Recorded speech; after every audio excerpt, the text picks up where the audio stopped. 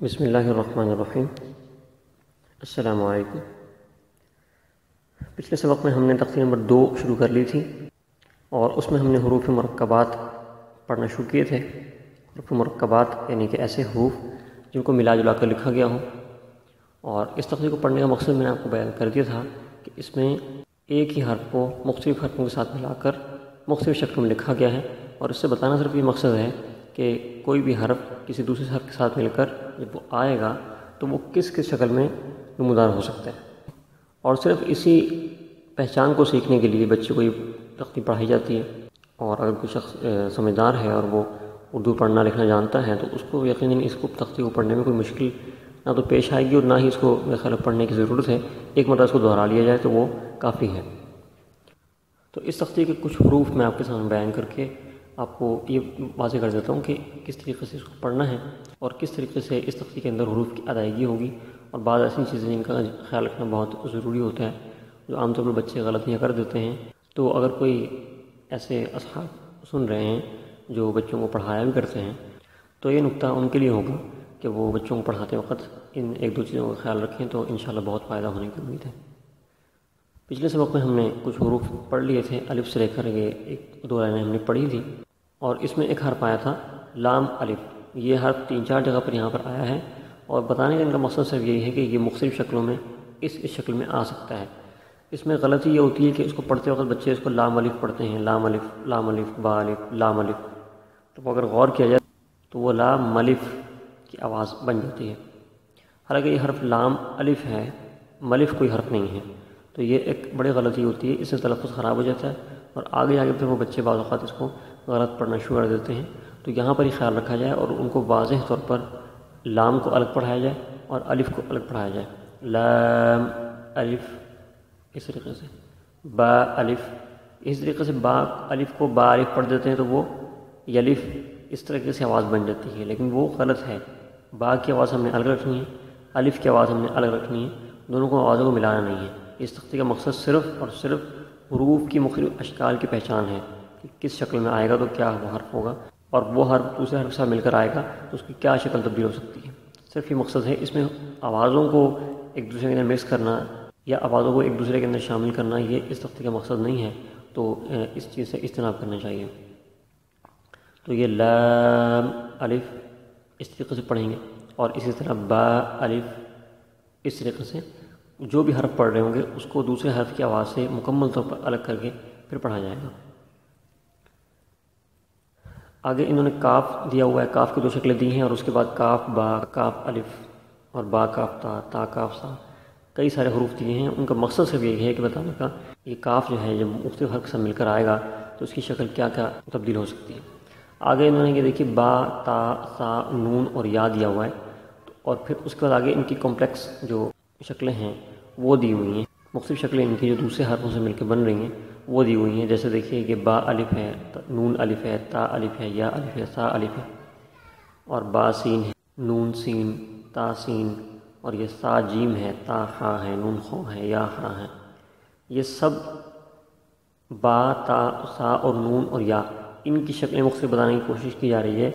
کہ یہ حرف جو ہے لکھنے میں ایک جیسے ہوتے ہیں، جب ان کو کسی حرف سے ملایا جائے گا تو ان کی شکلیں ایک جیسی رہتی ہیں۔ ان کو پہچاننے کا صرف ایک طریقہ ہوتا ہے، بچے کو آپ حروف کے نقطے یاد کروائیں کہ کس حرف کا کون سا نقطہ ہے، اور جس طریقے سے یہ نون سین یا تا سین یا سا سین لکھا ہوا ہے تو اس کو اب اس کے اندر تا یا نون یا سین اس کی ایک جیسی شکل ہے، یا اسی طرح یہ با الف، نون الف، تا الف یا لکھا ہوا ہے تو ان کے اندر سب کے اندر با، نون اور تا کی شکل ایک جیسی ہے۔ فرق صرف نقطوں کا ہے، نقطوں سے پہچانا جا سکے گا کہ یہ با ہے، اور اگر ایک نقطہ اوپر ہے تو یہ نون ہے، 2 نقطے نیچے ہیں تو یا ہے۔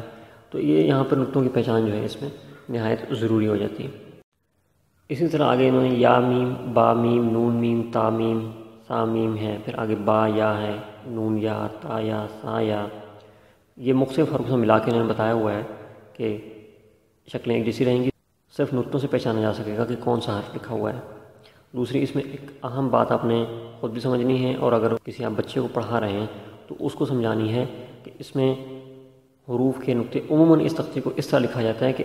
کسی بھی ایک خانے کے اندر جتنے بھی حروف ملا کر لکھے ہوئے ہیں ان سب حروف کو یا تو الگ الگ رنگ سے لکھا جاتا ہے، اور یا پھر دو مختلف رنگ استعمال کیے جاتے ہیں، تو اس میں آپ نے بچے کو یہ سمجھانا ہے جو حرف جس رنگ سے یا جس کلر سے لکھا ہوگا اس کا نقطہ اسی کلر کا ہوگا، اور اس طریقے سے وہ بچہ اس کو پہچان سکتا ہے کہ کس حرف کا کون سا نقطہ ہے، اوپر ہے یا نیچے ہے۔ بعض اوقات ایسا ہوتا ہے کہ حرف اوپر لکھا ہوتا ہے لیکن اس کا نقطہ نیچے لکھا ہوتا ہے۔ یہ دیکھیے، یہ ایک حرف ہے با خو تا، یہ لکھا ہوا ہے۔ اب یہ با اوپر لکھا ہوا ہے لیکن اس کا نقطہ نیچے ہے، اور خو ہے، اگر اس کو دیکھا جائے تو خو با کے نیچے لکھا ہوا ہے لیکن خو کا نقطہ اوپر ہے، تو وہ بچے اس میں بہت زیادہ کنفیوز ہو جاتے ہیں، بعض اوقات پڑھنے والے بھی کنفیوز ہو جاتے ہیں۔ تو ان کے پہچان کا طریقہ یہی ہے کہ اس میں دو اصول یاد رکھے جائیں۔ ایک اصول یہ ہے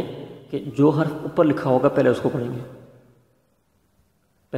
گے، جو حرف اوپر لکھا ہوگا، اس کے بعد جو حرف نیچے لکھا ہوا ہے اس کو پڑھیں گے، پھر اس کے آگے جو حرف لکھا ہوگا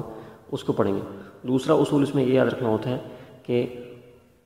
جس کلر سے جو حرف لکھا ہوا ہے اسی کلر کا نقطہ اس کا لگا ہوا ہوگا، چاہے وہ اوپر ہو چاہے نیچے ہو، اس سے کوئی غرض نہیں ہونی چاہیے۔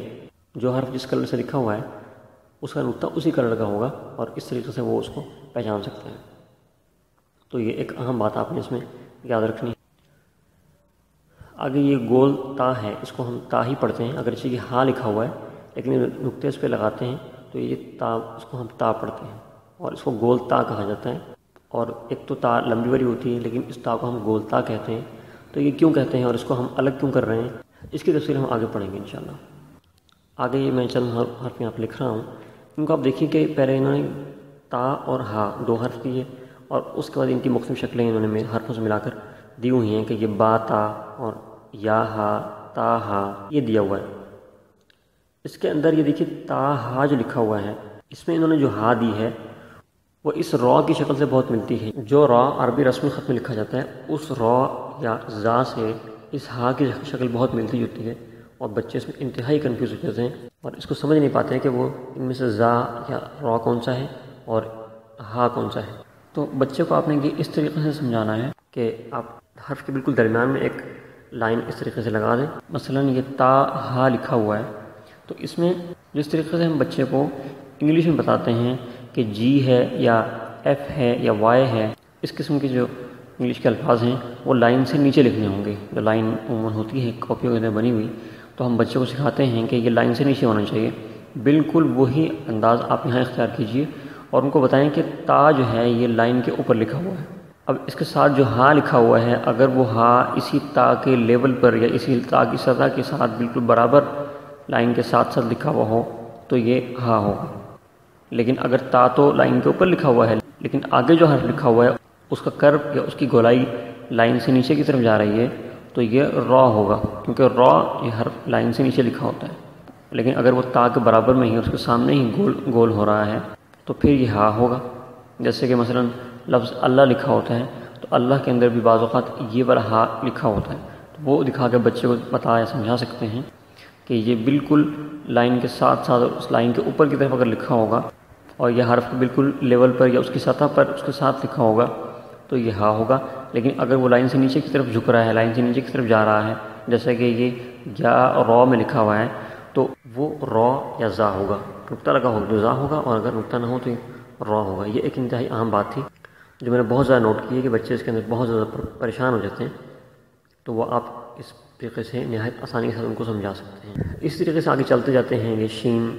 پھر سین اور شین لے کر آئے ہیں، پھر ان کو دوسرے حرفوں سے ملایا ہے، اس پر آگے صاد ضاد طا ظا لے کر آئے ہیں۔ ایک اور نہایت ہی اہم بات جو یہاں بیان کرنا چاہوں گا وہ یہ ہے کہ آگے انہوں نے دیکھیں عین اور غین کو دیا ہے اور پھر آگے اس کو دوسرے حرفوں سے ملا کے دکھایا ہے۔ اب آپ دیکھیں کہ با عین دال لکھا ہوا ہے یا پھر یہ صاد عین ہے، تو جب عین کو کسی دوسرے حرف کے ساتھ ملاتے ہیں جو کہ اس کے پہلے یا اس کے بعد آ رہا ہو تو عموماً یہ اس کی گول سی ایک شکل بن جاتی ہے، اور مجھے بہت بارہا تجربہ ہوا کہ بچے اس کو ہا پڑھ دیتے ہیں کیونکہ ان کو لگتا ہے کہ یہ ہا ہے، اس کی شکل اوپر سے ہا کی طرح لمبی ڈنڈی بنی ہوئی ہے، تو ان کو یہ لگتا ہے کہ یہ ہا لکھا ہوا ہے، تو وہ اس میں بہت زیادہ پریشان ہو جاتے ہیں۔ تو ان کو آپ نے یہ بتانا ہے کہ یہ اگر یہ موٹا سا اور چھوٹا سا لکھا ہوا ہوگا تو تب یہ عین ہوگا، اور اگر یہ اس کی ڈنڈی اس طریقے سے جیم کے طریقے سے لمبی سی ہوگی تو تب یہ ہا یا خو وغیرہ ہوگا۔ آگے قاف اور واو کو لے کر آئے ہیں۔ قاف اور واو میں آپ نے دیکھنا ہے کہ کیونکہ قاف اور واو دونوں کے اندر ایک یہ گول سا بنا ہوتا ہے، اور قاف کے اندر چونکہ اس کے اوپر نقطہ لگا ہوتا ہے تو بعض اوقات بچے اس میں بھی کنفیوز ہو جاتے ہیں، وہ خوف کو واو پڑھ دیتے ہیں، یا فا کو میں نے واو پڑھتے ہوئے دیکھا ہے۔ تو ان کو آپ نے یہ بات اس طریقے سے بتانی ہے کہ واو جو ہوگا وہ کسی بھی حرف کے آخر میں لکھا ہوگا، وہ درمیان میں کبھی نہیں لکھا ہوگا، یعنی کہ واو کے بعد آگے کوئی حرف اگر آ رہا ہوگا تو وہ واو کے ساتھ مکس نہیں ہوگا، بلکہ وہ الگ سے لکھا ہوگا۔ جیسے یہاں پر قوف واو اور فا واو لکھا ہوا ہے، تو یہ آپ ان کو بچوں کو دکھا سکتے ہیں کہ یہ واو قوف جو ہے وہ شروع میں ہے اور واو سے جڑا ہوا ہے، یعنی کہ قوف اس کو ہم کاٹ کر کسی حرف سے جوڑ سکتے ہیں، لیکن واو کو ہم جو ہے وہ کسی دوسرے حرف کے ساتھ آگے ملا نہیں سکتے۔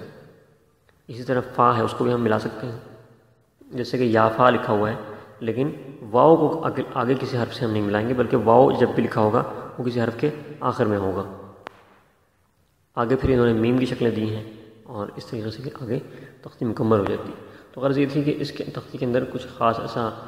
بڑوں کے پڑھنے کا تو نہیں ہے جن کو اردو آتی ہو یا پھر الفاظوں کی پہچان کو سمجھ میں آتی ہو، لیکن اس تختی میں کچھ اہم باتیں تھیں جو مجھے تجربہ ہوا کہ بچے اس کو سمجھ نہیں پاتے، وہ کافی مشکل پیش آتی ہے اس کے اندر، تو وہ میں نے اس لیے عرض کر دی ہیں تاکہ اگر کوئی بچوں کو پڑھانے والے ہیں تو ان کے لیے یہ باتیں مفید ثابت ہوں اور ان کو اس سے فائدہ ہو۔ تو اس طریقے سے یہ تختی مکمل ہو جاتی ہے۔ کل انشاءاللہ ہم آگے ایک نئی تختی شروع کریں گے، تب تک کے لیے اجازت دیجیے۔ السلام علیکم ورحمۃ اللہ۔